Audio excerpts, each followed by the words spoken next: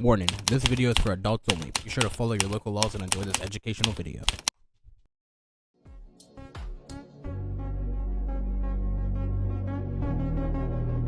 What's going on, everybody? I'm Darren from Clips and Cuttings, and today I'm going to be telling you guys my top 5 things that I had the biggest trouble with when I first started growing. Now, when most people get into growing, there's a lot of things that maybe you might not think of. I definitely didn't think about all of the pest problems, having to dial in your environment, all the different little kind of tedious things that you have to do that aren't really necessarily hard, but to get them all dialed in with each other, that might be a little bit of a challenge. For my first tip for you guys, the number one thing that I had a problem with was getting my environment in check, and I think that's something that a lot of people have problems with. It's definitely the biggest thing that I see people struggling with. You know, you can have amazing nutrients, amazing genetics, and amazing light, but if it's 45% and 109 in there, you're not really going to produce anything too high quality. You can't expect to grow top of the line bud in a subpar environment. If your environment is, not where it needs to be, then your plants aren't going to be growing at their full potential, meaning they're not going to be getting the most use out of the light, not getting the most use out of the nutrients, or whatever you're feeding them. They're using the stuff, but they're not using it to their full potential. They have a lot more unused potential. So by dialing in your environment, you're really pulling out the actual potential of the genetics that you're running. So now let's get into what a good environment is. Now this is really just going to depend on the stage that your plant is in. If you are just popped seeds or just took some clones, you're going to need a way higher humidity. I like about 90% humidity and about 80 degrees. 90% humidity and 80 degrees for seedlings is pretty good, just where I like to be at. And for the veg stage, it's pretty close to that, maybe 70 or so, and then about like 80, 82. And then for the flowering stage, you actually kind of have to break it up into multiple. You have to adjust it multiple times. It's not just one big stage. I personally break the flowering stage into 3 different parts. Most of the strains that I grow are really only 8-week varieties. Sometimes I will grow something 10 weeks, but it stays pretty much consistent to 8 to 10 weeks. The 3 stages for flowering, as I look at it, from my perspective, you have weeks 1 through 3, which is your stretch phase. This is where your plants are going to stretch and double in height as they transition into flower. And after they have got through the stretch phase, you're in weeks 3 to 6, which is where everything really starts to fatten up, starts to get stinky. You start seeing a lot more trichome production. You'll start seeing your pistil hairs start to shrink because the buds are filling out around them more. And then you have from week 7 to 10 where everything's really just maturing. You'll pack on a little bit more weight. You might get a little bit more trichome density, and everything's just maturing up. You're letting those trichomes mature so that way you get a nice good smoke. Now in weeks 1 through 3 of flower, you can pretty much keep the temperature the same as what you have, temperature and humidity the same as late veg, but you do want to slowly drop the humidity down a little bit from about that 75, 70 mark, slowly drop it down to about, I'd say 65 would be good for, at the beginning of week 4, I'd probably be around 60 would probably be good, and then as you get closer to get through week 5, 6, and 7, I would drop that down to about 55, and depending on the size of your buds, as you get into weeks 7, 8, 9, and 10, I would drop that humidity probably down a little bit more, closer to around 45, and I would also be lowering that temperature down to about 72 to 75 with a humidity of 45 to 50 is a pretty good range to be in. That's where I feel safe at. Now that we've talked about your environment, next we're going to talk about what you're going to be growing in your environment. What genetics are you going to run? I had a huge problem with this at first, with finding a verified source for seeds. There were a lot of websites that you could order from when I first started getting into growing, but you couldn't pay with a credit card, and I mean, or you had to pay with a credit card, and I didn't have one when I first started growing. I was kind of young, didn't really have an access to seeds, but I got a bunch of free seeds given to me from just some random seeded bud that a friend had given to me. So I had a bunch of seeds to start with, but as you grow and you learn more about what you're doing, it's good to have good quality genetics. And even for somebody that doesn't know what they're doing, having something that is proven and tested and something that's more likely to finish out, whether it's in the hands of somebody that knows what they're doing or somebody that doesn't know what they're doing, you're more likely to get a better end product either way by starting with good quality genetics. And I'm not talking about like no white label seed companies. There are a lot of companies out there that do just buy white label seeds. A couple that I wouldn't really want to throw any names out there, but there are definitely a couple out there that just sell white labeled seeds. And if you don't know what white labeled seeds are, essentially they're just seeds that are basically the throwaways, kind of. They may not be like healthy, or they might not be from F quality genetics, and they just get sold in more like bulk quantities, and you can buy them in specific strains and then repackage them and sell them to whoever. So if you're looking for some good quality genetics, definitely do your research before purchasing from anywhere, because you want to make sure that not only one do you have good quality genetics, because you're going to be looking for a strain that you want to grow, but you don't want to be looking for a strain on a website that has shitty genetics, because they may only be the ones that have that strain. Like, for example, one of my sponsors, Brimhall Genetics, he has Vanilla Chunk and Sour Apple Pie and Cosmic Drip. Those strains you can't really get anywhere else because he made those strains, whereas you might see other companies, like where you have some seed banks, like Seed Supreme, I think, is a seed bank. They sell seeds for other companies, but they give those companies recognition.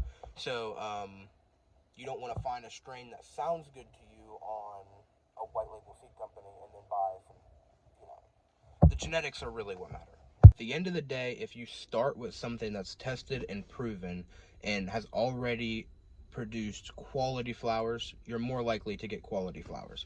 Now, some seeds do better indoor and some strains do better outdoor. That is just up to you. Do your research and figure out what you need for your specific environment or setup. And now the third thing that I had the biggest trouble with whenever I first started growing was figuring out what to feed my plants.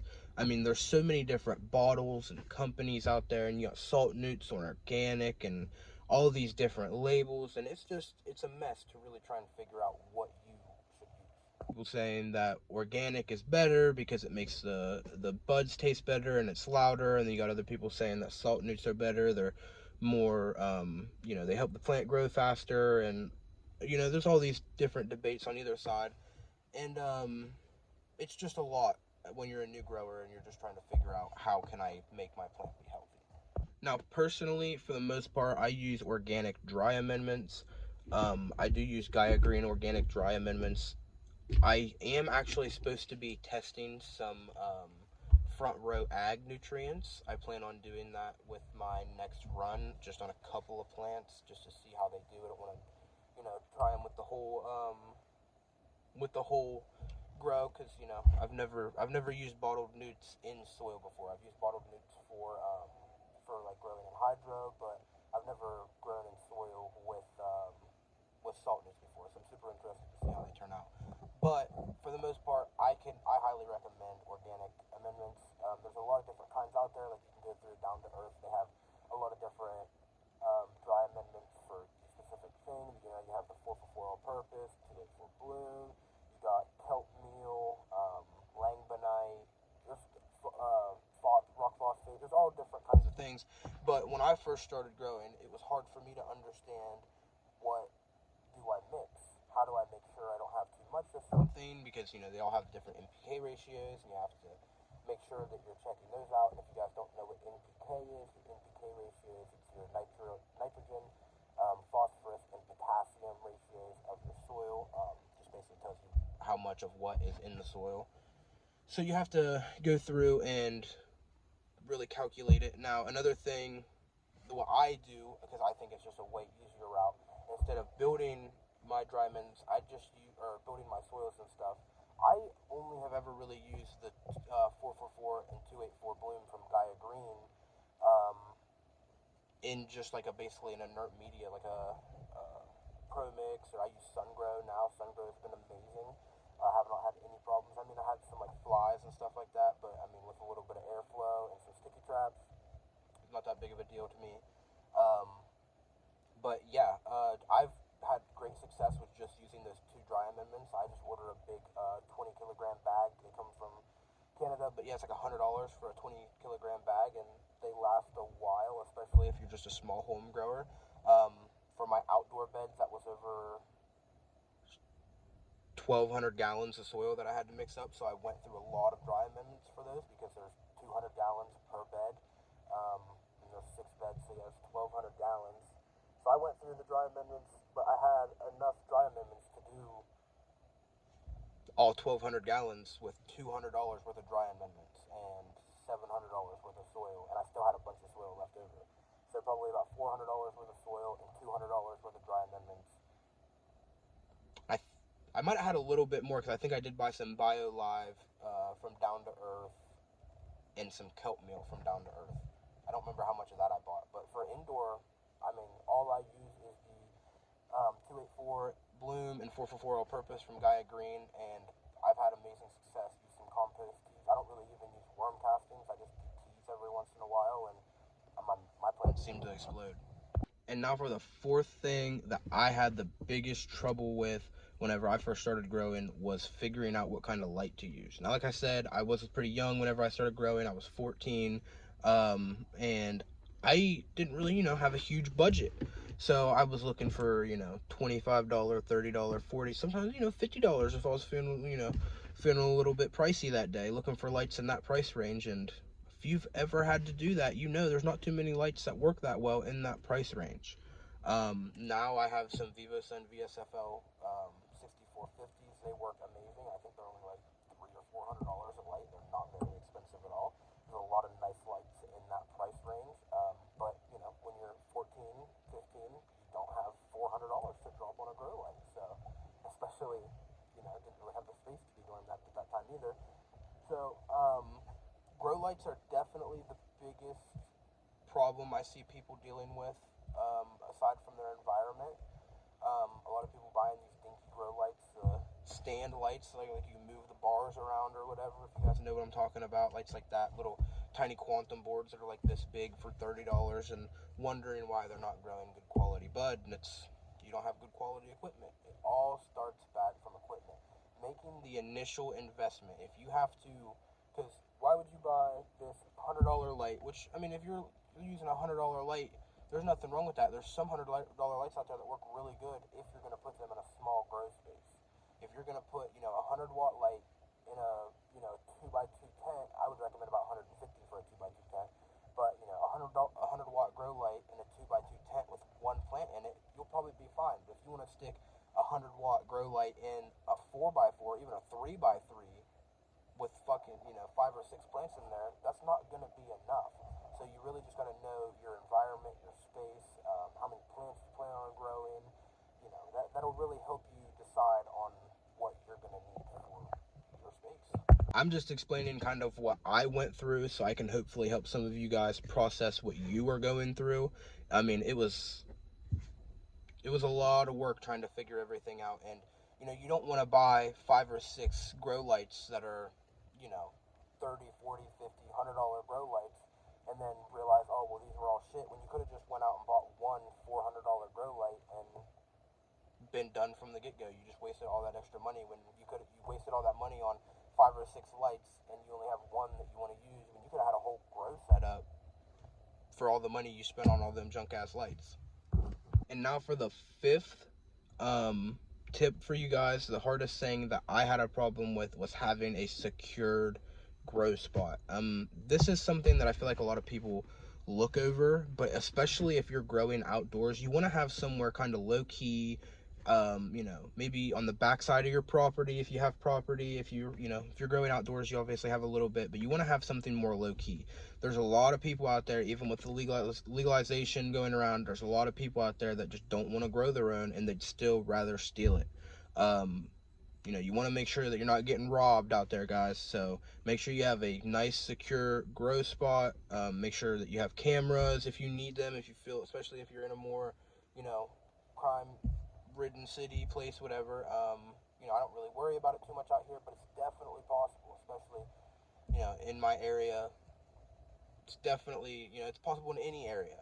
So make sure you guys are looking out for people. You know, if you ever see it, you know, just don't be too paranoid about it, because more than likely it's probably not going to happen to you. But just know that the possibility is still there, especially if you're growing outside. It's not hard for somebody to walk, you know, behind your house and cut down plants and walk away. It's really not that difficult.